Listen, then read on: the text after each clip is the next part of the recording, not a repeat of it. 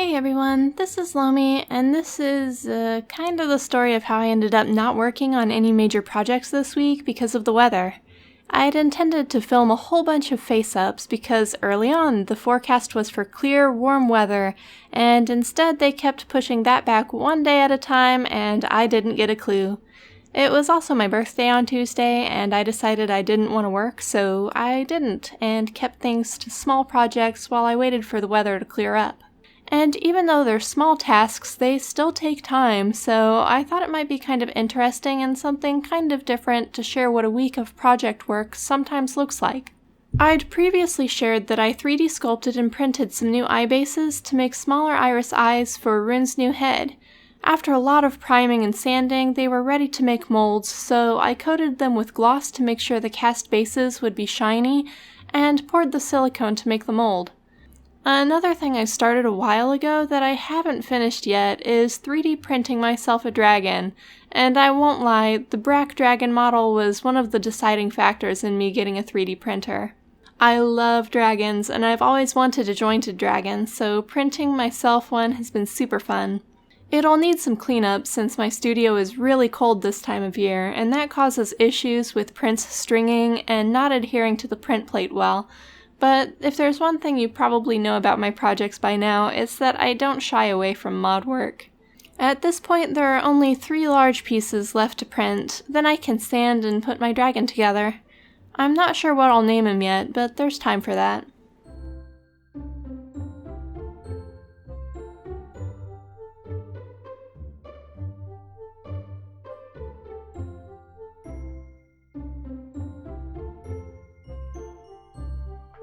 When the mold for Rune's new eyes cured, I opened it up and found it had worked pretty well.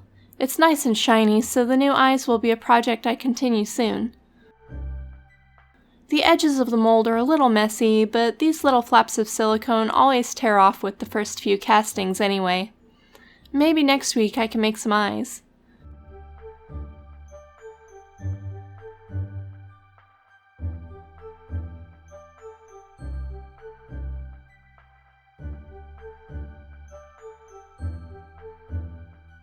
Since it was still rainy on Wednesday, I went ahead and put some putty on the lip of my mini Soarin so he'll be ready to paint when I get him a body and can airbrush him to match it. He still needs some cleaning, but there's time for that too.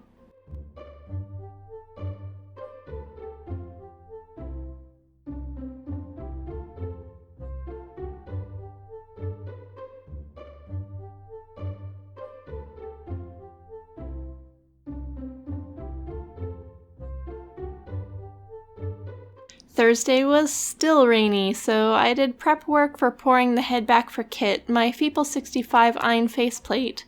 It still needs to have flash and the pour tab removed, but once those bumps are gone, it looks like it's gonna work well. Kit will finally be able to move toward being a full doll. She'll be sharing a body with Laylee for now, but maybe in the future I can get her one of her own. I'm really looking forward to being able to take photos with her. She just needs eyes now. I also took some time to revisit some older plans. I've had this cutie sitting around for a long while, but he's never made an appearance. Honestly, that was because I had planned to decorate him up with a theme for a celebration video when I hit 30,000 subscribers. But 2020 kind of messed up my ability to get things done, so he's still blank, and I decided I would go ahead and show him. 30,000 was a milestone that happened this week too, so thank you all so much for sticking with me through my doll adventures.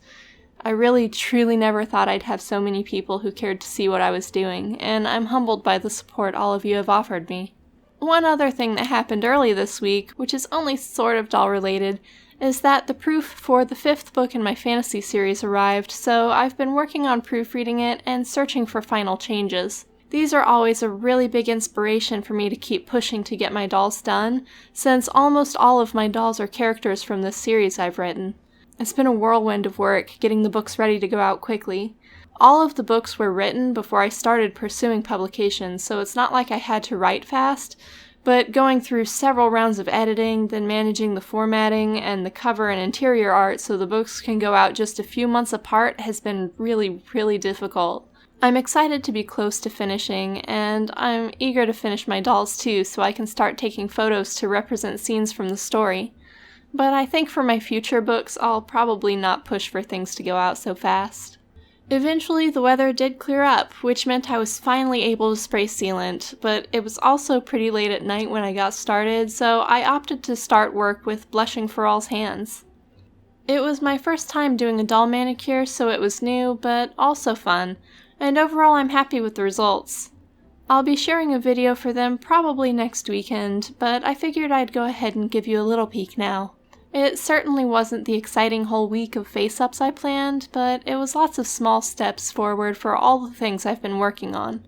And hopefully it inspires you to find little things to work on here and there so you can still make forward strides in completing projects, even when it feels like all you're doing is waiting.